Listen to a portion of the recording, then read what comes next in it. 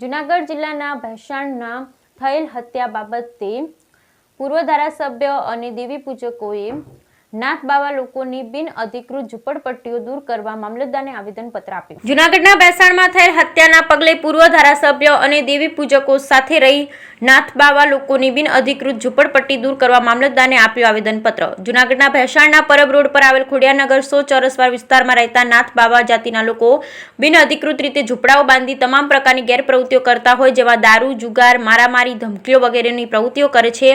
ગરીબ લોકોને હેરાન પરેશાન કરતા હોય, જેને લઈ અને 2 દિવસ પહેલા પ્રેમ પ્રકરણમાં એક દેવી પૂજક આધેડની હત્યા પણ કરી નાખવામાં આવી, જેની તપાસ પોલીસ કરી રહી છે। જેના શંકાના આધારે અમુકને પકડી લીધા, અમુક બાકી હોય તો આ લોકો આવી ગેરપ્રવૃત્તિ સાથે જોડાયેલા હોય, જેમાં ભેસાણમાં દારૂ, જુગાર, મારામારી જેવી પ્રવૃત્તિઓ ચાલી રહી છે, જેને લઈ દેવી પૂજકોનું અને આજુબાજુમાં રહેતા અન્ય જ્ઞાતિના લોકોનું રહેવું મુશ્કેલ બન્યું હોય। તમામ લોકો જે ખોડિયારનગરમાં રહેતા લોકોએ ભેસાણ વિસાવદરના પૂર્વ ધારાસભ્યને રજૂઆત કરતા લોકો સાથે રહી મામલતદારને આવેદનપત્ર અપાયું અને તાલુકા વિકાસ અધિકારી શ્રી અને ભેસાણ પોલીસને લેખિત રજૂઆત કરાઈ કે આવા લુખ્ખા તત્વો આ એરિયામાંથી દૂર કરી ઝૂંપડપટ્ટી દૂર કરવામાં આવે અને હત્યારા લોકોને પકડી કડકમાં કડક કાર્યવાહી કરવામાં આવે। બ્યુરો રિપોર્ટ કાશમ મોતી, ભેસાણ।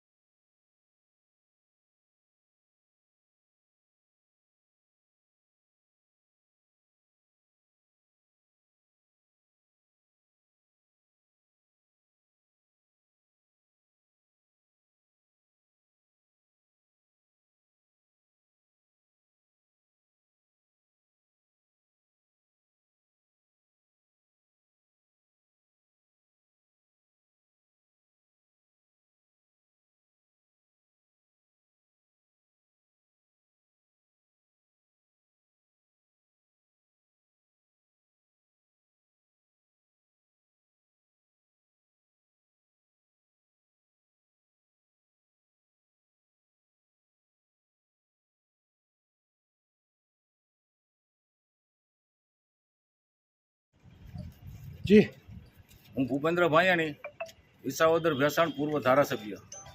મારા ગામની અંદર અમુક લુખ્ખા તત્વો કે જે તત્વો દારૂનું વેચાણ કરવું, મટન મરઘીના વેચાણ કરવા, અસામાજિક પ્રવૃત્તિઓ કરવી, લુખ્ખાગીરી કરવી, દીકરીઓને ફોસલાવી ભોળવી અને એમની સાથે સંબંધો બનાવવા, એમને ભગાડી જાવી, આવી પ્રવૃત્તિઓ બહારથી આવી ઝૂંપડામાં રહી અને બિનઅધિકૃત રીતે મારા ગામની અંદર વસવાટ કરી રહ્યા છે।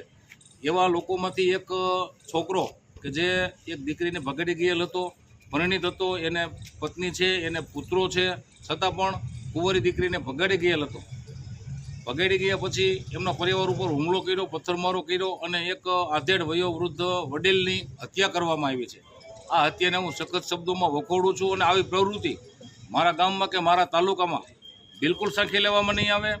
આજે બિનઅધિકૃત રીતે ઝૂંપડાવાળીને રહે છે, એના ઝૂંપડા તાત્કાલિક અસરથી આવતા 48 કલાકમાં દૂર કરવા માટે મામલતદારશ્રી, પોલીસ સબ ઇન્સ્પેક્ટરશ્રી, ટીડીઓશ્રી અને સ્થાનિક ગ્રામ પંચાયત અને સ્થાનિક આગેવાનો બધા સાથે મળી સંકલન કરી અને આ બિનઅધિકૃત રીતે રહી અને જે લુખ્ખાગીરી કરે છે એવા તત્વોને ખદેડવાની રણનીતિ આજે તૈયાર કરી અને 2 દિવસમાં એમને અહીંથી ખદેડવામાં આવશે। આવી પ્રવૃત્તિ બિલકુલ મારા વિસ્તારમાં સાંખી લેવામાં નહીં આવે।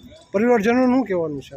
પરિવારજનોની એને પણ અમે સાંત્વના પાઠવી છે અને ગામની અંદર કોઈ ઉપર આવો અન્યાય ન થાય, આવો અત્યાચાર ન થાય અને ફરીવાર આવી ઘટના ન બને, કોઈને સહન ન કરવું પડે, કોઈ આવી પ્રવૃત્તિનો ભોગ ન બને, એટલા માટે જ આ લુખ્ખા તત્વોને અહીંથી ખદેડવાના છે.